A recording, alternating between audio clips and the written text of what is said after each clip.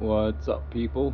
It has been quite a while, but a lot of things have happened since I posted the last video. So, I got a new welder, an aluminum spool gun, titanium 140, and then a titanium spool gun. Got the titanium welding table as well. And then I went and bought a bunch of aluminum from Home Depot. This is 1-inch square tubing, and pretty much started mocking up the exact frame that I have downstairs. It's made out of wood, except I basically chopped a foot off of the end of it.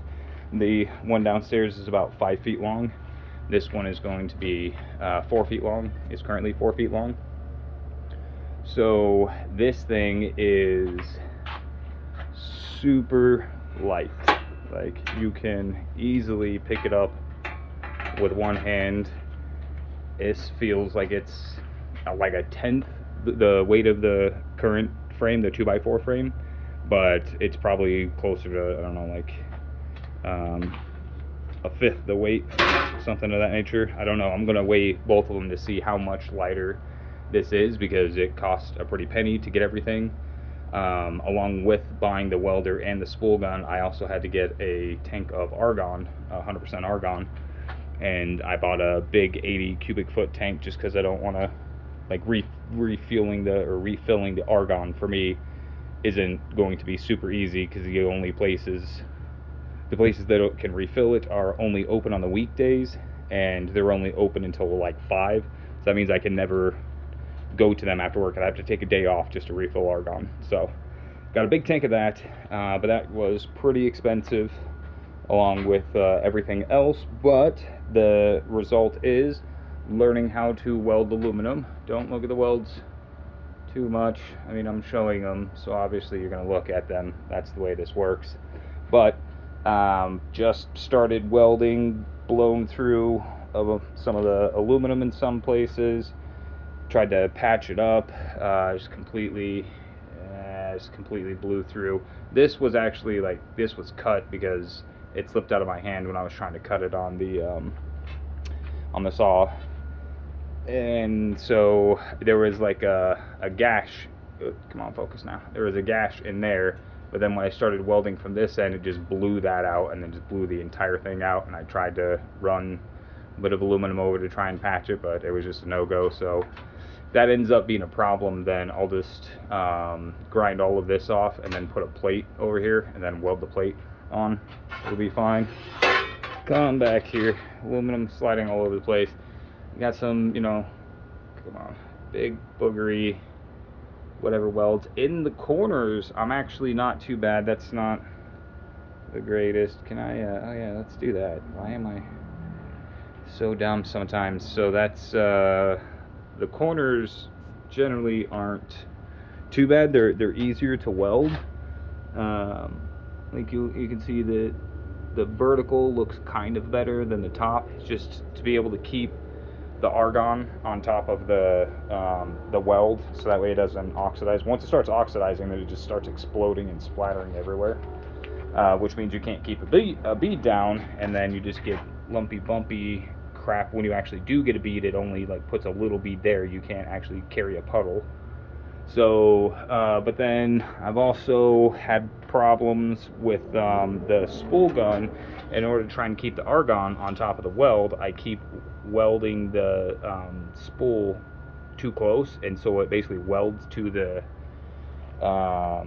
whatever the hell that thing is called, the end of it that the wire actually gets fed through, and then it gets stuck and it tries to feed it and it gets bunched up in there, and then you have to pull the wire out and it snaps it, and hopefully it doesn't tear up your Teflon. All kinds of great stuff. So still learning a lot of stuff, but I'm pretty confident that these welds, although not pretty, as I stated, are going to be strong enough. I don't know if the aluminum itself, like, there's a view of how thick it is. It's 1/20th, 1 inch by 96. About 3 of the 96 inch ones, 1/20th inch, which is kind of the reason why I'm blowing through it with the gun. And also, I'm not certain if this will be strong enough, but I figure that I'm going to make the motors probably connect about here, maybe here-ish.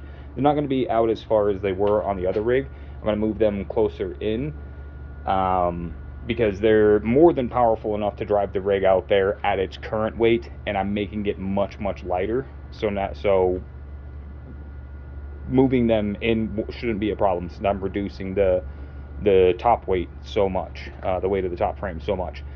These two beams right here that I just welded in, that's where the U-joint will mount up to. It's basically the same.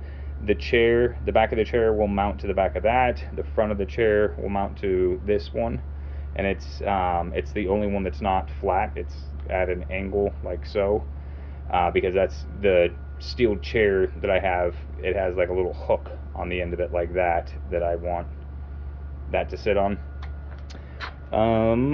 So that is where we're currently at. I'm also going to rebuild the mid-frame and the trolleys.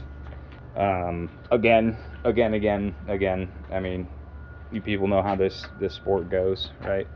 It's hobby. This is all the electronics from the G-seat. I tore down the G-seat. I might rebuild it. If I do, I'm definitely going to do it out of aluminum, and I'm definitely going to use different motors. Like, these motors here are a lot lighter than the two sets that I have on the G-seat currently, and these ones I don't think are nearly as strong as those other two. I don't think the gearbox, since the gearbox is a lot smaller and more compact, I just don't think this has the same gear ratio as those ones. I think those ones are stronger, so I'm going to take two of those ones from the G-seat and put them on the Ford-off for the traction loss motor and the surge motor. And then these two motors I can use for a G-seat. At the very least, if I just use these two motors, I can use them for the back paddles along with the seat belt, the harness, the top two shoulder harness attachments. And then I would like to build a 3-DOF that actually incorporates heave, and so then I would connect the two lower paddles to the lower frame, and then as the top frame moved up and down in surge, it would actually move the paddles how they needed to be moved. Right, what else was I going to show you? Yes, got a bunch of new bearings. These are a little smaller than I wanted. These are 608 RS something or others, I'm pretty certain. Yeah, I can't remember, something like that. 608 RS something bearings. They're smaller than I wanted, but I'm just going to use all 20 of them. I'm going to use 6 per side in the rear and 4 on the front trolley, and then the same 6 on the other side and 4 in the front. That's all 20 right there. Got a bunch of 8 mil or 8M or N8 bolts, excuse me, can't speak, to be able to go on these for the rails. I got 2 4-foot 3-inch by 2-inch box section steel tubing that I'm going to use for the center. The mid-frame 1 4-foot beam will be the center line, and the other 4-foot beam I'll cut into like 2.5 or 3 feet, where the traction loss wheels will connect to, and then the surge motor and the traction loss motor will connect on that frame. That will replace the mid frame that's made out of 2x4s right now, which is very, very heavy. And then I bought 2-inch angle iron that I will be using as the rails that I'm going to weld to the 3-inch by 2-inch box section. And then I got these plates from Amazon that have a 3/8-inch hole already drilled in them. And then I went and got a bunch of 3/8 nuts, 3/8-inch threaded rod, and I've already got one of the plates on there, as you can see. So basically I will need to make 4. I'll need to figure out the total width with the box section and the 2-inch rails welded onto that, and then I'll need another 2-inch box section or a 2-inch angle welded onto here that the bearings will stick onto. And it's going to be like the angle is going to stick out further than the plate. I'm not going to make it like Dr. ADHD. The angle iron is pretty much the exact width of his plate. So I'm going to extend mine a bit further. Like I said, I want 6 in the back. The front trolley will probably be all encompassed into the same size as this, but the back trolley will have the rail sticking out on either side to be able to incorporate. I'm going to do 4 bearings on top and 2 bearings on bottom for the back, because the two bearings on bottom are just captive bearings, and they're not going to see nearly as much stress as the 4 bearings on top, which will be basically where the rider is sitting under. It'll be where the U-joint is mounted here, and that'll go down, and then the trolley will sit with the 4 bearings there, and then 2 underneath, and then this trolley will have 2 and 2. So that's pretty much the game plan at this point. Got, you know, if all else fails, at the very least, I have a semi-sturdy. This piece here is fairly sturdy. You can, it doesn't flex too much, but I think once I have the seat mounted and you're actually in there and I have the wheel mounted and you're pushing against it in VR, then it's going to flex a bit. So I bought some more aluminum angle iron, or aluminum angle 1-inch angle, and then I'm just going to use that to tie that piece into here, which will give this more than 1 point of connection right there. And I'm considering making this section here go all the way across, just make like a tabletop with it and over to there. The way I currently have it is it just goes down straight. It's about 9 inches from the front of there, 9 inches to there, goes up 21 inches, 20 inches, something like that. And then this piece over here is 21 inches. So that's the internal width of the frame. And then it comes over to this piece. This piece is 12 inches that goes all the way back. It's cut at a 45, along with this piece, which is also 20 inches, 20 inches, both this piece and that piece over there are 20 inches. This is cut at a 45, that's welded together.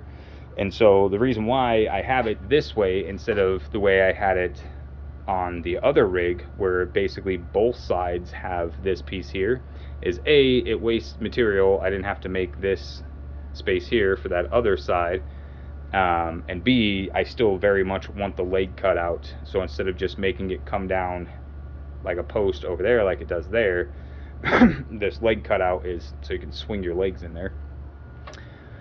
So I'm going to finish off, decide if I'm going to build this out as a tabletop, like I said, and then make the 2 beams that come down connected to the front, make that more stable, the steering hoop style thing.